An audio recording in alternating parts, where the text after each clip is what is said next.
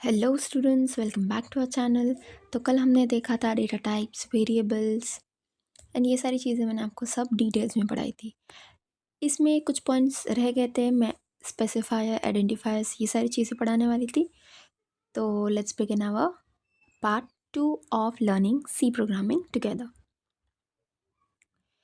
तो कल मैंने आपको बताया था header file. What is header file? Header file is a text file which has code written. Now कल मैंने आपको समझाया था कि stdio.h का काम क्या है, उसमें कौन से फंक्शन होते हैं, उसमें हम कौन से फंक्शन को कॉल करते हैं, किस तरीके से कॉल करते हैं, ये सारी चीज़ें मैंने आपके पास से क्लियर कर ली थी। नाउ नेक्स्ट हम देखेंगे stdio को, इस हेडर फाइल को हम प्रोग्रामिंग में कैसे लिखते हैं, उसका सिंटैक्स कैसे होता है और किस तरीके से सी प्रोग्रामिंग को हम लिख सकते हैं। So let's see syntax of C programming. जब भी हम सी प्रोग्रामिंग लिखते हैं तो सबसे पहले हम लिखेंगे हेडर फाइल। हम सबसे पहले अपनी हेडर फाइल लिखते हैं और हेडर फाइल के बाद हम लिखेंगे हमारा मेन फंक्शन, और इसके बाद जो भी हमको कोड लिखना है, ये कोड एक ब्लॉक में हम लिखने वाले, जिसको हम कर्ली ब्रेस से रिप्रेजेंट करते हैं। अब बहुत सारे फंक्शन हम सी लैंग्वेज में बिल्ड कर सकते हैं, ऐड कर सकते हैं। बहुत सारे फंक्शन अपने अपने मर्ज़ी से हम हमारे फंक्शंस के नेम दे सकते हैं, मगर सबसे इम्पॉर्टेंट फंक्शन जो होता है वो होता है मेन फंक्शन। मेन फंक्शन के बिना कोई भी सी प्रोग्राम रन नहीं करेगा। तो कितने भी फंक्शंस हो हमारे प्रोग्रामिंग में, पर मेन फंक्शन का रहना बहुत ज़्यादा ज़रूरी है। अब मेन फंक्शन में हम जब भी हम मेन फंक्शन लिखेंगे तो आएगा डेटा टाइप एंड मेन। यह मेन इज हमारे फंक्शन का नाम है, डेटा टाइप आता है और फंक्शन का नाम, जो फंक्शन का नाम है हमारे मेन फंक्शन। अब डेटा टाइप दो होते हैं, एक तो वॉइड, दूसरा होता है इंट। अब वॉइड और इंट में डिफरेंस क्या है? वॉइड वो होता है जो कोई भी वैल्यू रिटर्न नहीं करके देता, या वॉइड एक ऐसा डेटा टाइप है जिसके पास कोई भी डेटा टाइप नहीं होता। यानी अगर हमें कोई भी डेटा टाइप यूज़ नहीं करना तो हम वॉइड यूज़ करते हैं। लेकिन जब भी हम इंटीजर डेटा टाइप यूज़ करेंगे, इंट मेन डेटा टाइप में हम लिखते हैं रिटर्न ज़ीरो। रिटर्न ज़ीरो क्योंकि इंटीजर ये एक नंबर वैल्यू, एक डेटा टाइप है जो हमें नंबर वैल्यू एग्जीक्यूट करके देता है, ये नंबर वैल्यू रिप्रेजेंट करता है, इसीलिए हमको एंड में रिटर्न ज़ीरो लिखना बहुत ज़्यादा कंपलसरी हो जाता है। नाउ नेक्स्ट चीज़, फंक्शन को हमेशा हम पैरामीटर्स पास करते हैं। ये पैरामीटर्स एम्प्टी भी हो सकते हैं और ये पैरामीटर्स में हम कुछ पास भी कर सकते हैं। नाउ नेक्स्ट हम देखेंगे सिंटैक्स के बाद, ये इस तरीके से हमारा सी प्रोग्रामिंग का सिंटैक्स होता है। हैश इंक्लूड stdio_h, जिसके बाद मैंने फंक्शन लिया है इंट मेन, और इंट मेन में मैंने printf को कॉल किया है, जिसमें मैंने प्रिंट किया है बेस्ट ऑफ कोड। अब ये चीज़ को हम थोड़ा सा समझते हैं क्विक वे में। ये देखिए, ये है मेरा हेडर फाइल। इस हेडर फाइल में मैंने अपने printf फंक्शन को कॉल किया है। फॉर एग्ज़ाम्पल इसकी जगह पे मैं कोई और हेडर फाइल लिखती और printf को कॉल करती तो ये रन नहीं करता, क्योंकि ये वाला जो फंक्शन है वो कोड किस में लिखा हुआ है ऑलरेडी, इस वाली हेडर फाइल में। समझ में आ गया? और printf को लिखने का कुछ तरीका होता है कि पैरेंथेसिस होते हैं, डबल कोट है, कोलन है, इस तरीके से हम पैरेंथेसिस लिखते हैं। अब ध्यान से देखिए, यहाँ पे मैंने इंट लिया है, इसीलिए मैंने यहाँ पे क्या लिया है, return zero. Got it? After that we will see variables. कल हमने वेरिएबल्स दिखाए थे कि variables is simply a name, यानी मैं कोई भी वैल्यू अगर पुट करी तो वैल्यू स्टोर करने के लिए मुझे वेरिएबल लगेगा, और variable is simply a name. तो वेरिएबल दो टाइप के होते हैं, एक तो local variable and second is global variable. What is local variable? Local variable का मतलब होता है वो वेरिएबल जो सिर्फ ब्लॉक ऑफ कोड में रन करेगा, और ग्लोबल वेरिएबल का मतलब होता है कि वो throughout the function run कर लेगा। नेक्स्ट देखेंगे हम स्पेसिफायर और आइडेंटिफायर। स्पेसिफायर आइडेंटिफायर क्यों यूज़ होता है? To identify a data. So first is integer data type. इस डेटा टाइप को अगर मुझे आइडेंटिफाई करवाना है कोड में तो मैं यूज़ करूँगी %d वाला आइडेंटिफायर। ये %d क्या है? मेरा आइडेंटिफायर। इन अ सेम वे अगर मुझे फ्लोट को आइडेंटिफाई कराना है तो मैं यूज़ करूँगी %f। और अगर मुझे कैरेक्टर को आइडेंटिफाई कराना है तो मैं यूज़ करूँगी %c। तो ये कि बेसिकली क्या होता है? आइडेंटिफायर होता है। यानी कोड जब भी हम लिखते हैं प्रिंट एफ में या फिर स्कैन एफ में, तो वो मुझे बताता है कि जो भी मैं डेटा टाइप एक्सेस करना चाहती हूँ वो कौन से डेटा टाइप में स्टोर है। तो फॉर एग्जांपल अगर मैं एक नंबर डेटा को एक्सेस करना चाहती हूँ तो वो कौन से डेटा टाइप में स्टोर होगा? इंटीजर। तो इसीलिए मैं कौन सा आइडेंटिफायर कॉल करूँगी? %d। Got it? After that हम देखेंगे एड्रेस ऑपरेटर।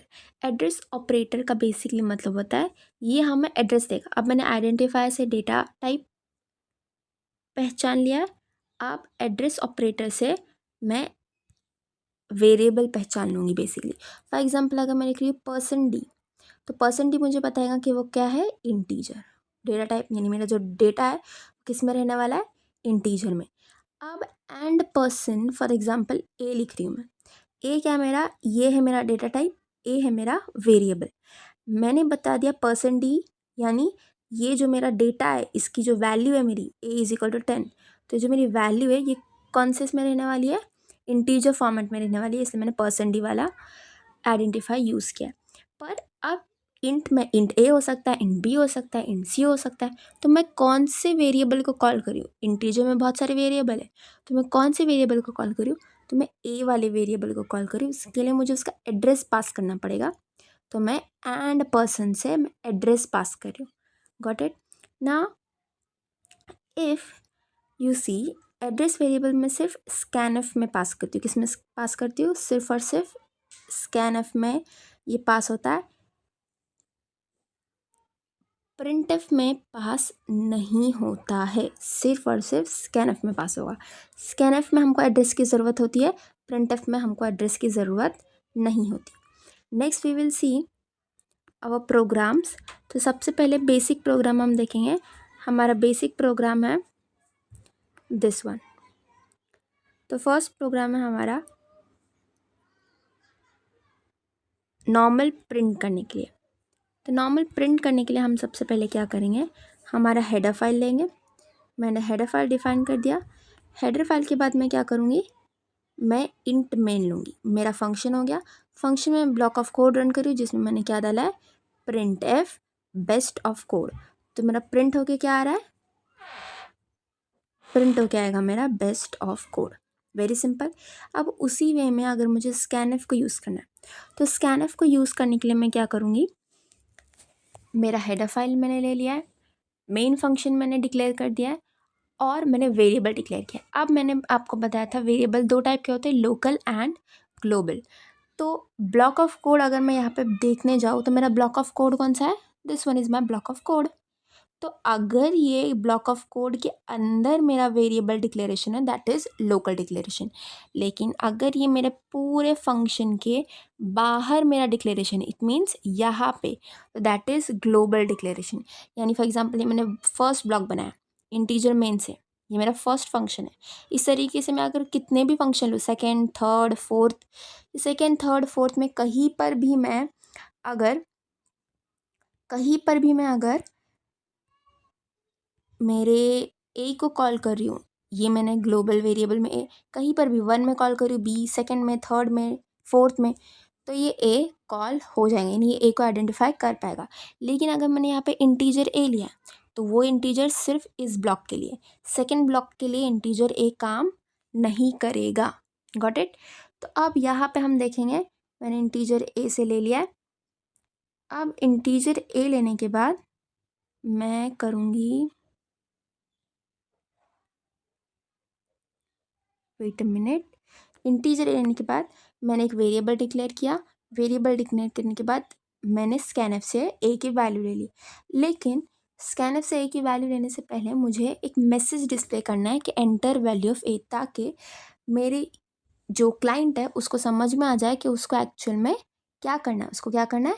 एक ए नाम का वेरिएबल है जिसकी वैल्यू एंटर करनी है। उसको मेरे इस मैसेज से ये बात समझ में आ जाएगी तो वह स्कैनएफ के ज़रिए मेरा वैल्यू एंटर कर देगा। जैसे मैंने एक ए वैल्यू लिया, ए में कोई वैल्यू स्टोर है नहीं है, क्यों? क्योंकि वो वैल्यू मैं कहाँ से लेने वाली हूँ, यूज़र के पास से, इसीलिए मैंने क्या यूज़ किया है, स्कैनफ। स्कैनफ में मैंने दो चीज़ें लिया, आप ध्यान से देखिए। स्कैनफ में लिया मैंने आइडेंटिफायर %d, क्योंकि यहाँ पे क्या है, इंटीजर, और मैंने n% नहीं लिया है क्योंकि मुझे क्या लेना है, ये वाला, that is address operator and use of identifier. I hope this is clear. Now we will move forward to next program. Okay, the execution of this program is, first this execution will show enter value of a, and after I enter the value of a 10, the code execution is successful. All right, next program we will see, we can use identifier in printf also. So now if I'm using identifier in printf, so what should I do? First, I will take a main function. I have declared a variable and variable has its value already. And मुझे print करवाना है इस ए को, मुझे क्या print करवाना है, ए को, यानी ए में जो भी वैल्यू स्टोर है वो मेरी ऑटोमेटिकली प्रिंट होनी चाहिए। तो मैंने क्या डाला है, value of A is, value of A is, value क्या है ए की, %d में है, यानी कौन से डेटा टाइप में, इंटीजर डेटा टाइप में। और मैंने कॉमा दिया, यहाँ पे कॉमा दे के मैंने क्या डाला, ए, यानी ये % कौन सा वाला है, ए वाला। यानी फॉर एग्जांपल यहाँ पे होता कि a is equal to 10, b is equal to 20। मुझे प्रिंट करवाना है a की वैल्यू, तो मैंने यहाँ पे a डाल दिया। मुझे प्रिंट करवाना होता b की वैल्यू, तो मैं यहाँ पे डालती b, तो 20 प्रिंट हो जाता। मैंने a डाल दिया, 10 प्रिंट हो गया। Got it. %, यहाँ पे यूज़ नहीं होता है। %, एक एड्रेस ऑपरेटर है जो सिर्फ और सिर्फ स्कैनफ में यूज़ होगा, क्योंकि यहाँ पे वैल्यू उसकी एंटर्ड नहीं होती है, सिर्फ इंट ए नाम का इंट ए होगा। तब हम एड्रेस ऑपरेटर से क्या कॉल करेंगे, इस ए को कॉल करेंगे, इस ए की वैल्यू यूज़र के पास से ले लेंगे। अब ये वाला लेक्चर्स यहीं पर ख़त्म हो जाएगा। ये उसका एग्जीक्यूशन है। Value of A is 10, %d था, %d में कौन सी वैल्यू आ गई, ए की, तो ए की वैल्यू क्या है, 10, तो वैल्यू ऑफ ए इज़ 10। ये वाला लेक्चर यहीं पर हम ख़त्म करते हैं। नेक्स्ट लेक्चर में हम देखेंगे हमारा ऑपरेंड्स क्या होता है, वो नेक्स्ट लेक्चर में देखेंगे। अगर आपको कोई भी डाउट है, you can contact me on my email given in the description box. Please like, share and subscribe.